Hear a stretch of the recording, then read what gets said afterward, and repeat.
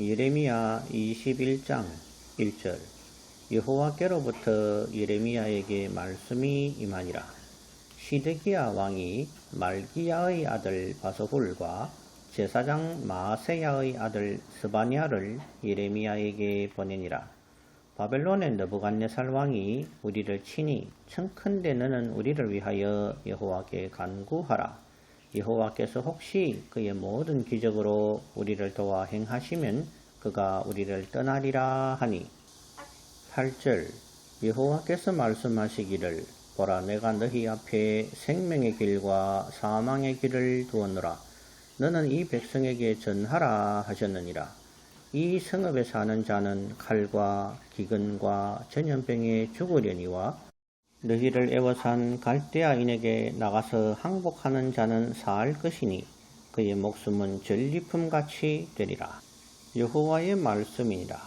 내가 나의 얼굴을 이 성읍으로 향함은 복을 내리기 위함이 아니요 화를 내리기 위함이라.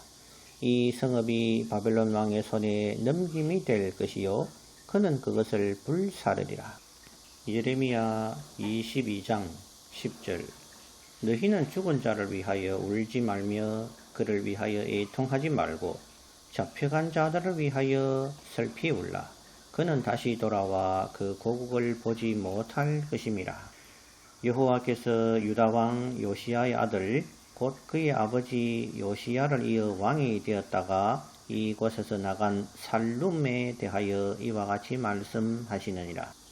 그가 이곳으로 다시 돌아오지 못하고 잡혀간 곳에서 그가 거기서 죽으리니 이 땅을 다시 보지 못하리라. 22장 11절의 살룸은 바로 여호아하스 왕을 가리키고 있습니다. 21장에서 시드기야 왕은 바스훌과 스바냐를 예레미야에게 보내어 하나님께 복을 간구하라고 말합니다. 하지만 예레미야 선지자의 답변은 왕의 뜻대로 복을 구하는 것이 아니었습니다. 당시의 복과 저주는 이미 하나님의 뜻으로 정해져 있었습니다. 하나님은 예루살렘의 악행과 므낫세가 저지른 악독으로 인하여 이미 예루살렘을 멸망시키시기로 작정하셨으며 그 뜻을 돌이킬 생각이 없으셨던 것입니다. 사람이 복을 구한다고 하나님이 복을 주시는 것은 아닙니다. 먼저 사람이 하나님으로부터 복을 받을 자격이 있어야 하는 것입니다.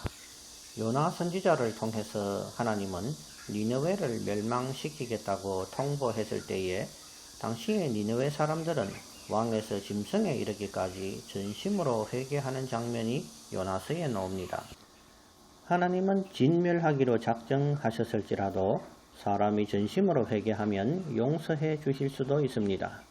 하지만 예루살렘의 경우 전심으로 회개를 한 것이 아니라 하나님을 향해 원망만 했던 것입니다. 니느웨 사람들이 전심으로 회개하여 나라의 멸망을 약 100여 년 정도 연장했다면 이스라엘의 경우는 회개가 아니라 하나님에 대한 원망뿐이었습니다.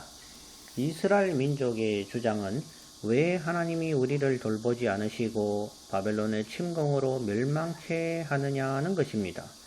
참으로 아이러니한 주장인 것이지요.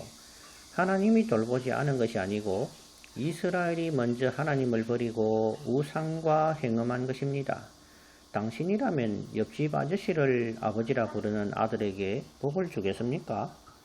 오늘날 성도가 하나님께 복을 구하기 전에 먼저 복 받을 자격이 있는지, 복은 고사하고 저주의 대상은 아닌지 돌아보아야 할 것입니다. 신년이라고 새해 복 많이 받으세요 라고 인사를 하는데 복은 누가 주는지는 말을 하지 않습니다.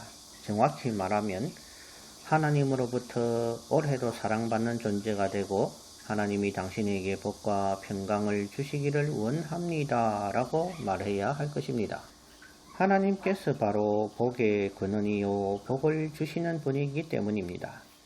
교인들이 하나님께 복을 구하기 전에 복의 대상이 되는지 먼저 돌아보려면 성경을 먼저 읽어보아야 합니다.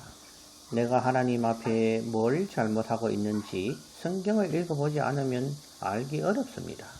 당신 스스로는 신앙생활 잘하고 있다고 생각할지 몰라도 하나님 보시기에 당신은 그냥 바리새인적인 종교인에 불과할 수도 있는 것입니다. 신명기에 나오는 에발산과 그리심산의 저주와 복의 언약을 먼저 읽어볼 수 있는 은혜가 있기를 주님 안에서 기원합니다.